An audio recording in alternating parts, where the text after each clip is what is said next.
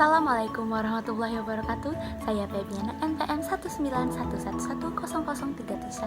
Saya mahasiswi UIN Raden Intan Lampung jurusan PGMI semester 3 kelas I. Di sini saya akan menjelaskan tugas saya yang berjudul Paradigma Filsafat Islam.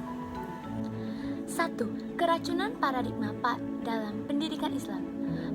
Pemahaman awal yang harus diubah dalam proses transformasi ilmu dan nilai dalam sistem pendidikan adalah paradigma hubungan dan guru dan murid yang terbentang dalam hierarki pengajar dan pelajar, subjek dan objek. Proses pendidikan setidaknya merupakan kegiatan antar manusia dengan manusia lainnya. Pihak yang mendidik adalah manusia dan pihak yang mendidik pun juga manusia. Paradigma pendidik tidak mengenal objek dalam pengertiannya yang definitif. Karena objek dan subjek dalam sistem pendidikan berhimpit menjadi satu, yakni manusia. Hal ini berbeda dengan sistem pengajaran, karena dalam pengawasan bukan proses mendidik terdapat unsur objek, baik objek sasaran peserta didik maupun objek materi pelajaran. Hubungan yang dibangun hanya satu arah, yaitu dari pengajar ke pelajar.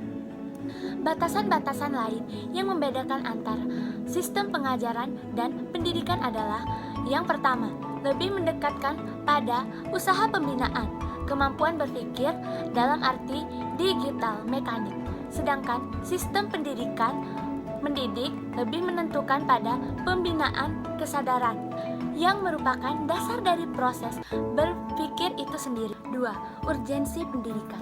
Dari uraian di atas, setidaknya ada dua kecenderungan yang bisa didefinisikan berkaitan dengan zaman globalisasi. Pertama, semakin kuatnya dominasi ilmu pengetahuan dan teknologi atau iptek. Dalam kehidupan manusia, iptek semakin erat, seakan malaikat imajinatif, kreatif, dan produktif yang mampu merekayasa apa saja semaksimal mungkin yang kepentingan manusia tanpa penggunaan itu. Secara sempurna, kedua kuatannya, domisili iptek secara pelan-pelan menggeser nilai-nilai leluhur yang secara universal dijunjung tinggi oleh manusia. Anggapan miris di atas mungkin ada benarnya jika diamati bahwa pendidikan dengan literatur yang ada termaksud di antaranya literatur sains atau mata pelajaran IPA selama ini lebih terfokus pada pengayaan keilmuan yang gersang dari nilai-nilai, terutama nilai-nilai agama. Karena masalah yang seringkali muncul bukan saja berkaitan dengan rendahnya kualitas lulusan, tetapi juga berkaitan dengan masalah keadaban masyarakat pada umumnya.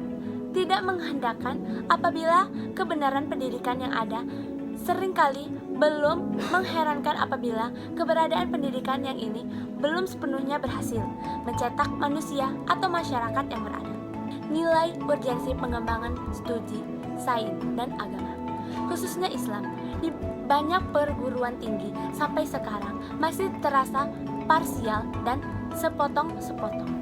Agama dan Islam sebagai paradigma keilmuan masih ditempatkan sebagai Abdul Karim source jatah kehidupan mereka, dan hendaknya menghindarkan diri dari pepatah yang berbunyi, kita hanya dibagi beberapa jatah dari meja takdir ini. Manusia harus mengambil peran agen dunia yang agresif dan aktif untuk mengubahnya. 3. Dasar teologis dan fisiologis bagi pendidikan integratif. Pendidikan integratif yang memadukan sains dan nilai-nilai agama memiliki landasan filosofis yang sangat kuat. Bahkan pendidikan yang integral tersebut juga memiliki landasan teologisnya dalam agama normatif. Dengan begitu, pendidikan yang integral memiliki dua dasar sekaligus, yaitu pertama, filosofis dan teologis. Yang pertama, dasar filosofis dapat dilihat dari kenyataan bahwa perjumpaan antara sains dan agama. Yang kedua, dasar teologis bagi pendidikan integratif ini dapat ditelusuri dari teks ayat-ayat suci Al-Quran dan berbagai intelektual yang mendasari dan mendalami agama. Sekian penjelasan dari saya. Bila ada kesalahan, saya mohon maaf. Kepada Allah saya mohon ampun. Saya akhiri. Wabillahi taufiq wal hidayah. Wassalamualaikum warahmatullahi wabarakatuh.